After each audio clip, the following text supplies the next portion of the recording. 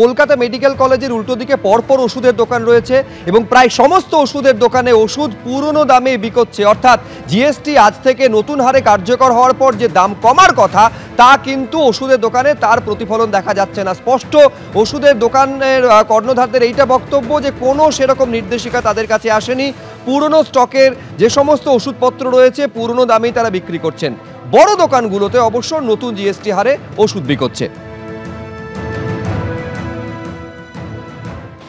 এখনো পাইনি, কাল রাত্রিরে হয়েছে, সবে শুরু হয়েছে তো, কারণ ওখান থেকে সফটওয়্যার আপডেট হবে, তারপরে আবার ওটা হবে। এমনি সাদা এই বিলেতে, প্লেন বিলেতে বিল করে দিয়েছে। জিএসটি বিলই হচ্ছে, এইভাবেই করা হচ্ছে। পুরনো জিএসটি, পুরনো নয়, এমনি জিএসটি বিলই হচ্ছে। বিল দিই সেরকম, নতুন কিছু তো এখন আমরা জানি না, সেই জন্য যা আছে সেরকম যেরকম চালাতাম সেরকম ভাবেই দিচ্ছি। কিন্তু জিএসটির যে বদল হয়েছে, হ্যাঁ বদল হয়েছে, আজকেই তো জানতে পারলাম, আজকেই তো খুললাম দোকান। পুরনো যে 12% 18% জিএসটি আর নেই, হ্যাঁ সেটা তো উঠে গেছে, সবে শুনলাম। হ্যাঁ, তা এবারে তো যা নিয়ম আসবে সেরকম ভাবে আবার সবকিছু নতুন ভাবে হবে। শুধুমাত্র ওষুধ নয়, নিত্য প্রয়োজনীয় জিনিসের ক্ষেত্রেও স্বস্তি পাওয়ার কথা জিএসটির ক্ষেত্রে সাধারণ মানুষের, কিন্তু বাস্তবে সেই ছবি দেখা যাচ্ছে না। মানিকতলা বাজারের ছবিটা আপনাদের সামনে রাখবো, যেখানে দাম কমার কথা ছিল অন্তত 175টা নিত্য প্রয়োজনীয় জিনিসের, কিন্তু দোকানদার তাদের বক্তব্য হচ্ছে যে পুরনো স্টকের জিনিস পড়ে রয়েছে, পুরনো দামে জিনিস কেনা রয়েছে, ফলে নতুন দামে তারা জিনিস দিতে পারছেন না। এখনো কমেনি, হয়তো কমবে, কারণ জিএসটি কমেছে। কাস্টমাররা জিজ্ঞাসা করছেন সকাল থেকে যে দাম কমেছে কিনা, তাহলে 2-1 দিনের ভেতরেই সেটা রেজাল্ট হবে। না, এখন নতুন মাল তো আসেনি। এই ধরুন কর্নফ্লেক্সের দাম বলছে কমবে, কিন্তু এখন নতুন মাল তো আসেনি। কমার কথা এখন কোম্পানি তো বলে গেছে, সেরকম মাল দিলে সেটা বিল যেরকম হবে সেরকম আমরা কমাবো। আজকে তো যে দামে আগে আছে সেই দামে বিক্রি হচ্ছে। নতুন দাম আজকে কিছু মাল ঢোকে না, আগামী কাল থেকে যদি আসবে। অর্থাৎ নিত্য প্রয়োজনীয় জিনিস থেকে ওষুধ যে স্বস্তি পাওয়ার কথা ছিল সেই স্বস্তি কিন্তু বাস্তবে দেখা যাচ্ছে না।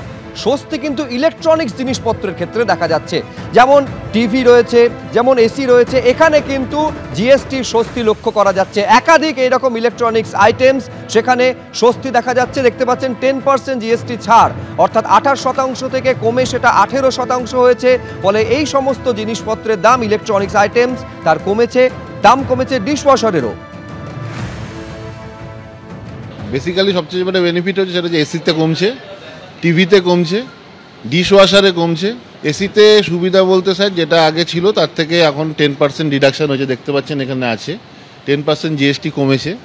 মোটামুটি আপনি যদি ক্যালকুলেশন করেন কালকের ডেটের থেকে আজকের ডেটে এসির ভ্যালু মোটামুটি আপনার যে কোনো কোম্পানি, ধরুন এই এসিটার দাম ছিল 67,000 টাকা, এর ওপর 7.81% ক্যালকুলেশন মাইনাস হবে, মোটামুটি আপনার চলে আসবে এই এসিটার দাম 60,000 টাকার কাছাকাছি।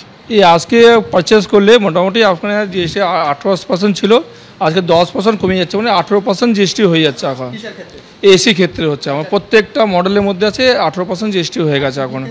টিভি ক্ষেত্রে হচ্ছে 43 উপরে এভাব থাকলে 28 ছিল, ওটা 18 হয়ে যাচ্ছে আজকে।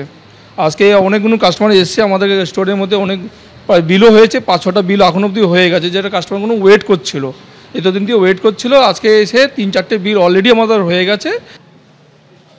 জিএসটির হার কমানো হয়েছে, ফলে এখন বহু জিনিসের জিএসটি শূন্য হয়ে গেছে, বহু জিনিসের জিএসটি কমে গেছে, ফলে সহজেই এখন বাড়িও তৈরি করতে পারবে, নিজের স্বপ্ন পূরণ করতে পারবেন। আজকে ইটানগরের সভা থেকে এই নিয়ে ঠিক কি বলেছেন প্রধানমন্ত্রী দেখাবো আপনাদের। इनकम टैक्स घटाते गए। इसी साल हमने, अब विचार कीजिए, 11 साल पहले 2 लाख, इसी साल हमने 12 लाख रुपए तक की वार्षिक आय पर इनकम टैक्स 0 कर दिया। और आज से जीएसटी को भी हमने सिर्फ 2 स्लैब तक सीमित कर दिया है, 5% और 18%। बहुत सारी चीजें अब टैक्स फ्री हो गई है, बाकी सामान पर भी टैक्स बहुत कम हो गया है। आप आराम से अब अपना नया घर बना सकते हैं।